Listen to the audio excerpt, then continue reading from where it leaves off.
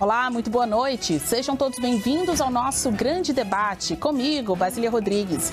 Hoje com convidados especiais, os senadores Randolfo Rodrigues, líder do governo no Congresso, e Rogério Marinho, líder da oposição no Senado. Em mais uma edição do nosso grande debate, agora para falar sobre o novo comando do Senado Federal.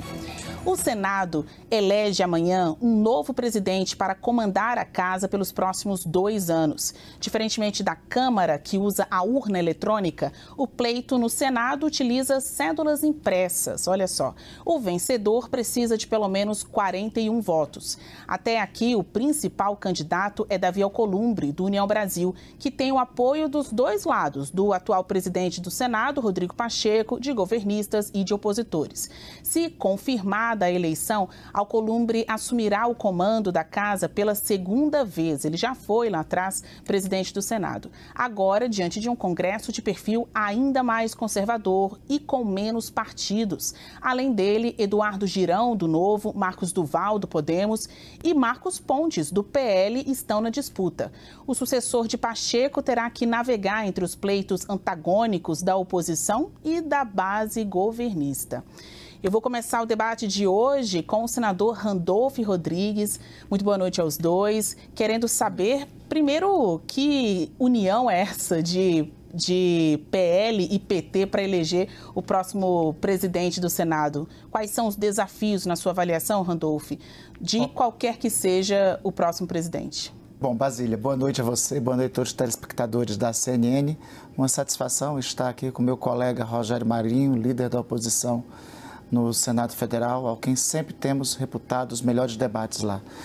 O senador Davi Alcolumbre, virtualmente, deverá ser eleito presidente do Senado e do Congresso Nacional nessa eleição de sábado, tem participação direta na construção que nós estamos fazendo no governo. O senador Davi participou do diálogo de composição do governo logo no início. É dele, inclusive, a ele temos muito que agradecer a participação para a aprovação da proposta de emenda constitucional da transição. Depois, ao longo desses 2 anos, em todos os momentos importantes que foram necessários aprovar as reformas que nós já aprovamos no Congresso Nacional, a própria reforma tributária, o arcabouço fiscal, as medidas do tripé macroeconômico, que consiste responsabilidade fiscal em primeiro lugar, melhoria do ambiente de negócios no Brasil em apoio ao pequeno, ao médio, ao grande empreendedor e, por fim, a transição ecológica, todas essas medidas tiveram a participação do senador Davi. Então, pelo conjunto dessas razões e pelos resultados, inclusive, escolhidos nesses 2 anos do governo do presidente Lula, a melhor massa salarial dos últimos 10 anos, a menor taxa de desemprego dos últimos 10 anos, a redução da pobreza e da extrema pobreza, um crescimento econômico robusto de quase 7%. O que o Congresso Nacional fez, nós devemos muito à contribuição de várias lideranças, dentre elas, daquele que será sagrado amanhã, presidente do Senado e do Congresso Nacional, e eu creio também com a votação recorde.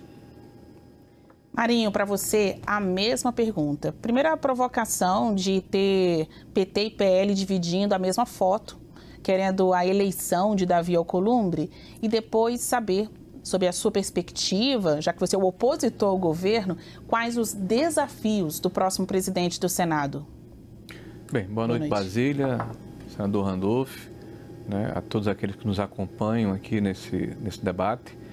Né, e apesar de estarmos do mesmo lado, nesse caso, né, Randolfo, votando no senador Davi Alcolumbre para presidente do Senado, nós temos posições políticas, visão de mundo e da própria economia no campo opositor. E o que nós esperamos do senador Davi é que ele cumpra o compromisso que estabeleceu conosco de se portar como magistrado.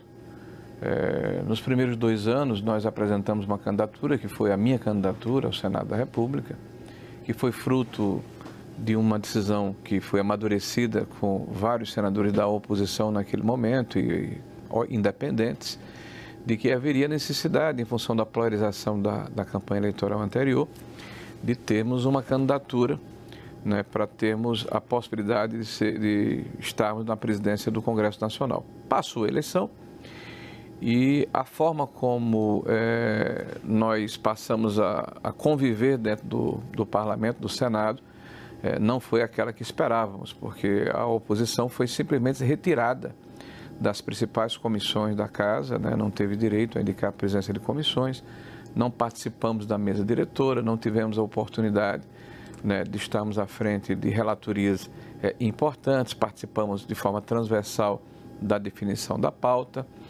Então isso, na nossa opinião, não foi um tratamento que respeitasse nem a tradição da Casa, nem o próprio regimento interno.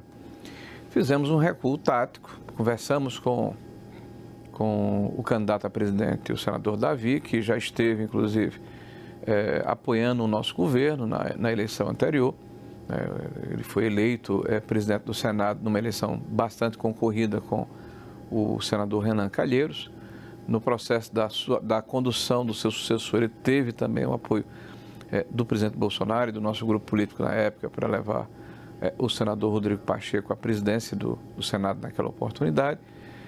E o compromisso que pedimos dele foi que ele se comportasse não como uma extensão do governo, né? O fato dele ter ajudado o governo nesses primeiros 2 anos é perfeitamente natural pelo alinhamento que ele entendeu de fazer com o governo de ocasião, né? Mas o que nós pedimos foi que ele se comportasse como magistrado, né? Na hora em que ele assume a presidência do Senado da República, é o que nós esperamos, que ele permita, né, dentro do seu espectro de condutor desse processo, que a oposição exerça o seu papel na sua plenitude, como deve ser numa democracia e numa casa de pares. E que nós tenhamos o respeito, sobretudo, ao princípio da proporcionalidade, ou seja, a ocupação dos espaços diante do tamanho, da importância e da relevância das nossas bancadas. E qual postura os senhores acham que Alcolumbre deverá ter neste, eventualmente, novo mandato à frente do Senado Federal, né? Ele que já foi presidente do Senado. Como é que ele volta agora? Mais governista, mais opositor? Tem o apoio dos dois lados, né? Randolph. Eu tenho um acordo com a exposição feita pelo senador Rogério sobre como deve se comportar o presidente do Senado e do Congresso Nacional. Eu fiz assim, eu já estive no posto que hoje é de Rogério. Estou muito bem sucedido nesse posto. Eu quero, inclusive, que ele fique durante muito tempo no posto de líder da oposição.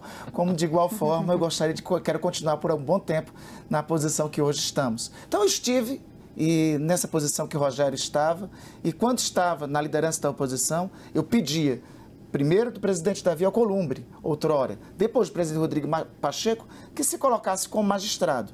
Eu acho que esse é um pré-requisito, é um princípio elementar, inclusive para a definição das pautas do Senado e do Congresso, dos temas que têm que ser votados. É lógico que o voto popular elegeu um governo para liderar o Brasil, para governar.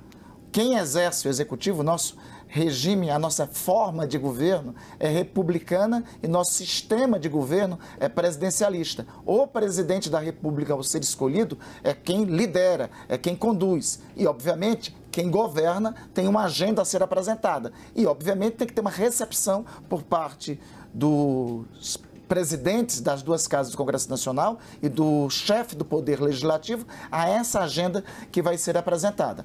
Foi assim no governo anterior do presidente Bolsonaro, foi assim no governo de Michel Temer, foi assim nos governos anteriores da presidente Dilma, foi assim no governo Fernando Henrique, no governo Lula I, no governo Lula II, porque é uma característica intrínseca do presidencialismo. Então, em primeiro lugar, postura de magistrado, garantindo que está sendo garantido o espaço de todos com assento à frente das comissões. Eu defendia isso quando estava na oposição, continuo sustentando isso agora quando estamos no governo. E segundo, o respeito ao poder de agenda, que óbvio o poder de agenda é deliberado e é indicado por aquele que exerce o poder executivo, por nós estarmos no sistema presidencialista.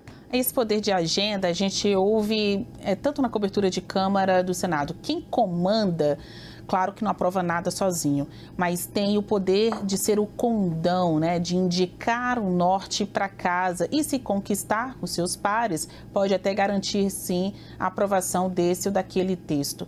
Marinho, para você, qual vai ser então a postura do Alcolumbre? O Alcolumbre é conhecido por ser um parlamentar que ouve pessoas de diferentes legendas, que faz acordos. Se ele voltar agora ao comando, e tudo indica que voltará como presidente do Senado Federal, está mais para Alcolumbre do PT ou Alcolumbre do PL? Bom, eu vou repetir o que disse anteriormente, que nós esperamos dele essa postura de magistrado, né? Eu acho que na hora que você assuma a presidência de uma casa de pares, é importante que você garanta a oportunidade de que cada bancada exerça a sua atividade de uma forma absolutamente livre, né? Respeitando o regimento, né? Respeitando a própria dinâmica e a conjuntura da política, né? Eu acredito que o senador Alcolumbre está bem mais amadurecido, até pelo fato de ele ter sido presidente já do Congresso Nacional, numa oportunidade anterior recente, né? Já está no seu segundo mandato agora como senador da República, isso significa que ele está no seu 10º ano como senador. Então, tudo isso faz com que haja uma maturidade maior, quilômetro rodado. Eu não tenho dúvida, Basília, que existem temas que vão nos dividir e é natural que isso aconteça, né? Nós estamos, por exemplo, debruçados sobre a questão econômica agora no princípio do ano. Nós temos uma visão a respeito da necessidade de um processo de pacificação no país, né? De que haja uma grande concertação nacional para permitir que cada espectro ideológico da sociedade possa livremente se manifestar sem o julgo, sem a sombra de quem possa manietar a posição, a livre expressão, a livre manifestação, né? Porque é o debate, é a política, é o contraditório que ao final deve responder os anseios da sociedade, né? O Congresso Nacional, ele, em última instância, representa o conjunto da sociedade brasileira com toda a sua diversidade, com toda a sua pluralidade.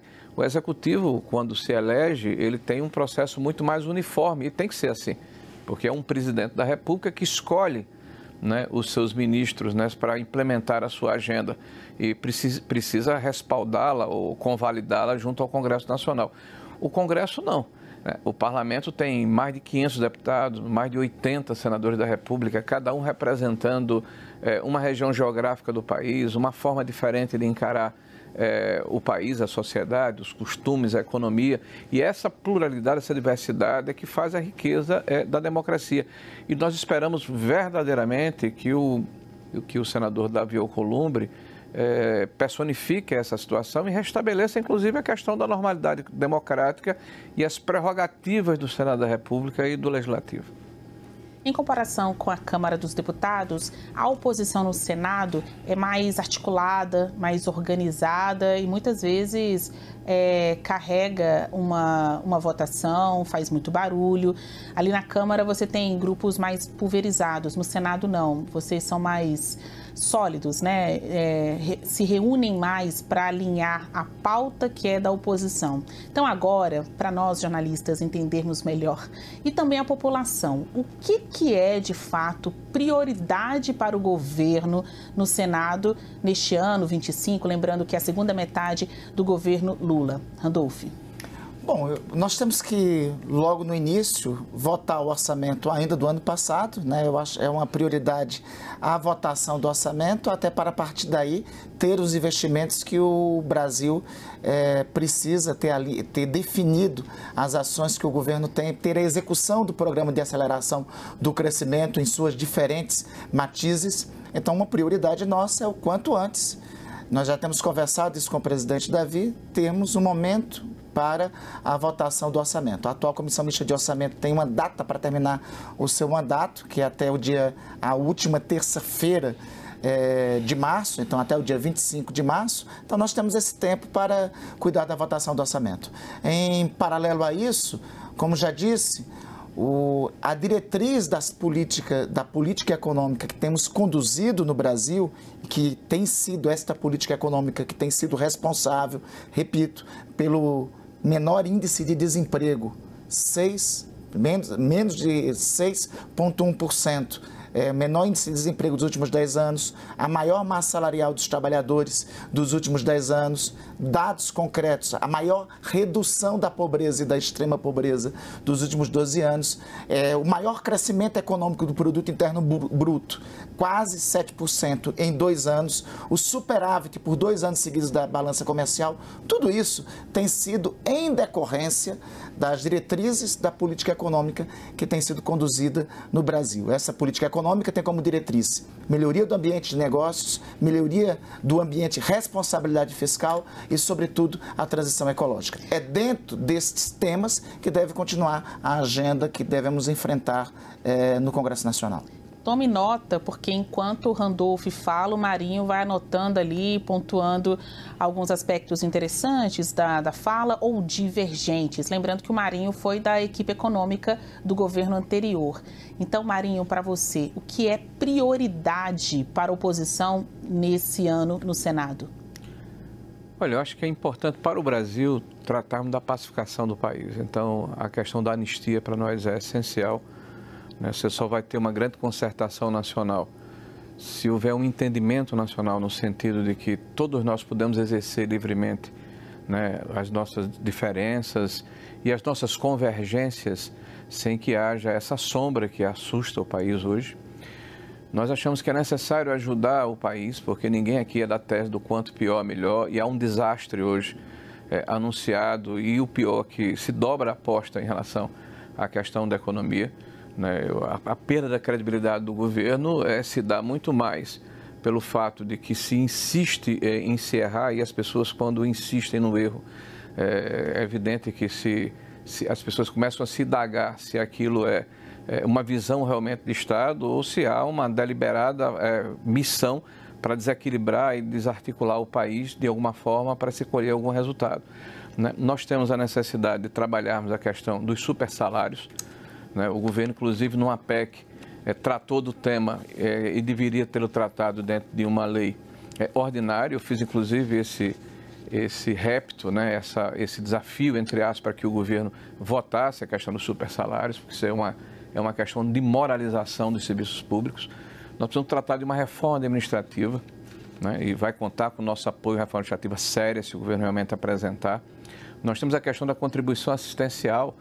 Isso é um verdadeiro retorno ao imposto sindical obrigatório. Nós queremos regulamentar o direito de oposição.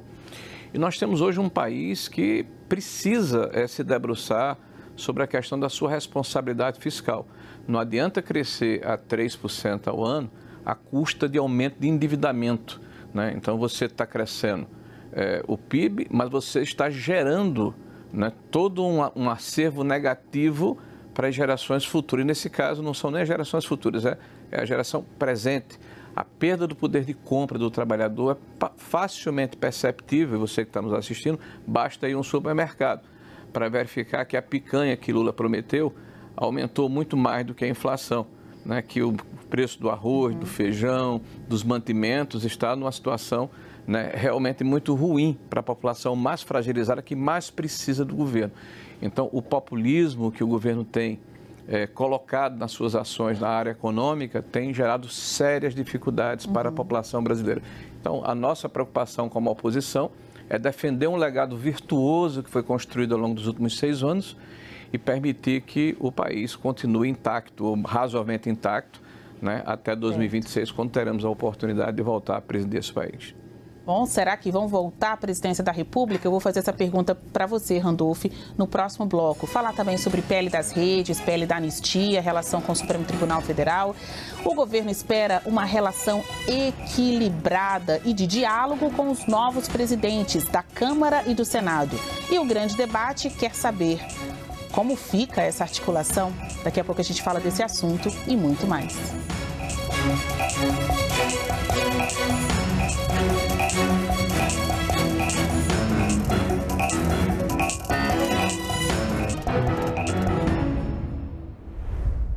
O governo espera uma relação equilibrada e de diálogo com os novos presidentes da Câmara e do Senado.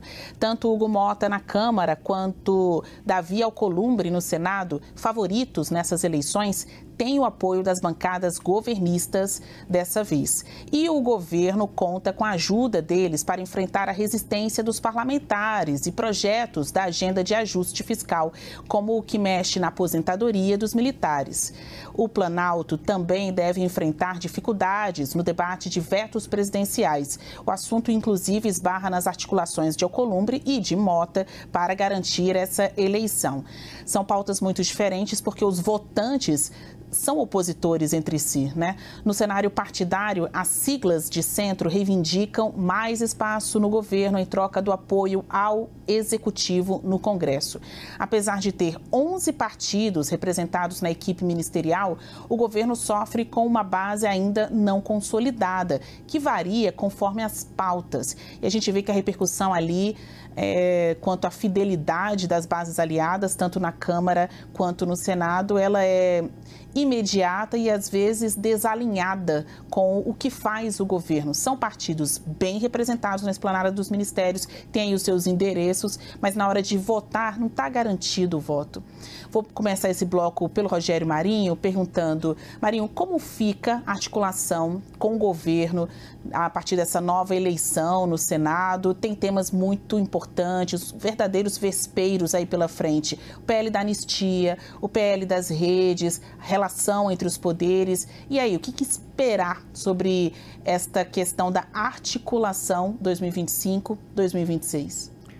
Bom, esse é um problema do governo, né? Não é o nosso. Nós não temos nenhuma participação em secretarias, em ministérios dentro do governo. Nosso partido faz oposição ao governo, é o governo do PT. E é evidente, por eu ser o líder da oposição, existem partidos que estão sobre a nossa articulação, que na Câmara tem um alinhamento diferente, que é o caso do PP e do Republicanos. Então, sempre que possível, a gente tem tratado essas diferenças internamente para termos uma posição comum.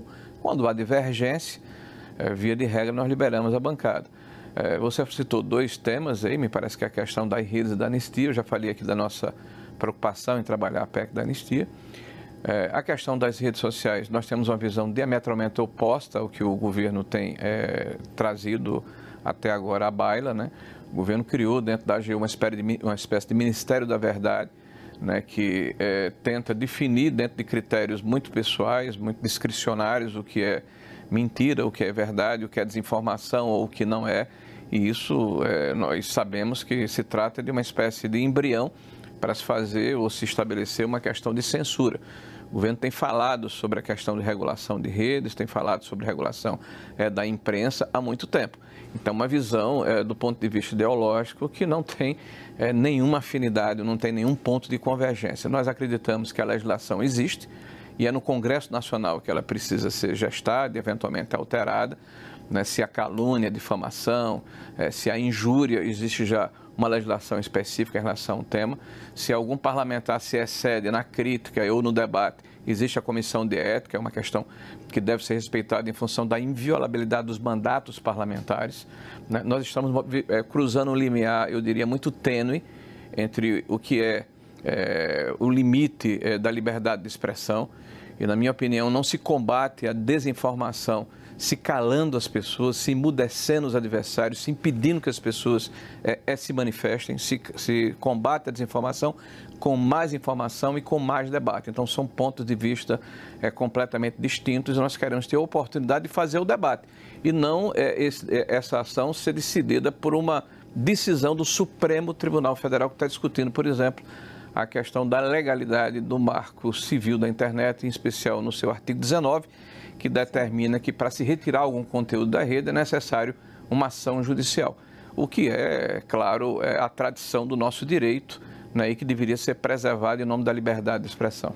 Randolph, o Marinho já deu duas, vou chamar assim, estocadas, né, na pauta de interesse do governo. Diz que a articulação é problema de vocês e que a oposição volta em 2026. E, na sua opinião, como ficará a articulação do governo com o Senado sob essa nova direção? O meu colega Rogério Marinho está cumprindo com tanto zelo e dedicação a função de líder da oposição que ele não pode ser substituído desse posto. Eu advogarei para que nesse posto ele continue, porque nós estamos em um processo de reconstrução do Brasil, Basília. Veja, responsabilidade fiscal é algo que nós temos como prioridade, como princípio. Ninguém precisa nos ensinar porque nós a exercemos. Basta ver os dados. Nós realizamos no ano passado o segundo maior ajuste fiscal do planeta. O mercado projetava em 0,6, 0,8 déficit. Vai ser 0,1 se quiser incluir. Pode até querer incluir as despesas do Rio Grande do Sul, que o Congresso Nacional aprovou, que estão exclusas, mas mesmo com isso é de 0,38. Veja, nos foi legado um déficit fiscal, concretamente, que foi exercido em 2023 de 2,3, porque foi deixado para nós, por exemplo, a dívida dos precatórios. No último ano do governo anterior, eles colocaram, para tentar fazer superávit, colocaram a venda da Eletrobras para tentar maquiar um superávit. Então, organizar as contas públicas tem sido o princípio do nosso governo, tanto é que nós colocamos em prática, aprovamos e colocamos em prática, junto com o Congresso Nacional, um arcabouço fiscal que é execuível. O conjunto dos dados aí da economia dão conta disso. Nós temos uma circunstância, repito a palavra aí, circunstância de pressão inflacionária. Uma circunstância desencadeada, inclusive, pelos partidários da nossa oposição nos Estados Unidos. Foram os discursos de Trump no final do ano passado que fez a elevação do dólar ocorrer e deu como decorrência essa pressão inflacionária que estamos tendo hoje, que vai ser superada. E é sempre bom dizer, né? A maior alta do dólar que se teve na história foi em 2020 no governo anterior, 5,93 na época. Inclusive, em números de hoje, o dólar está em um valor muito menor. Em relação, por exemplo, a debater a internet, se tem um governo que está preocupado com a democracia, nesse governo, Brasília, ninguém vai incentivar a invasão do Congresso Nacional, do Supremo Tribunal Federal, do Palácio Planalto. Nesse governo, concretamente, tendo eleições e seja qual for o resultado, ninguém vai questionar o resultado das eleições, ninguém vai fazer bloqueio de estrada, ninguém vai incentivar oração a pneu. Esse governo é um governo comprometido de fato e concretamente com a democracia. O que não pode é a internet ser espaço para pedofilia, ser espaço para crimes contra criança e adolescente, ser espaço para atentar contra a democracia. O que vale para o mundo real tem que valer também no mundo virtual. Tudo que queremos debater é isso. Olha, ponto final no nosso grande debate, eu não tenho mais tempo para mais nada. Eu agradeço a participação dos senhores. Marinho, a gente tem aí todo um ano de muitas conversas e debates por aqui, realmente esgotamos o tempo. Eu agradeço a presença de Randolfo Rodrigues, Rogério Marinho. Lembramos que as opiniões que foram emitidas pelos nossos convidados não refletem necessariamente a posição da CNN Brasil. Uma ótima noite a todos. Fiquem conosco. Pense bem, pense CNN.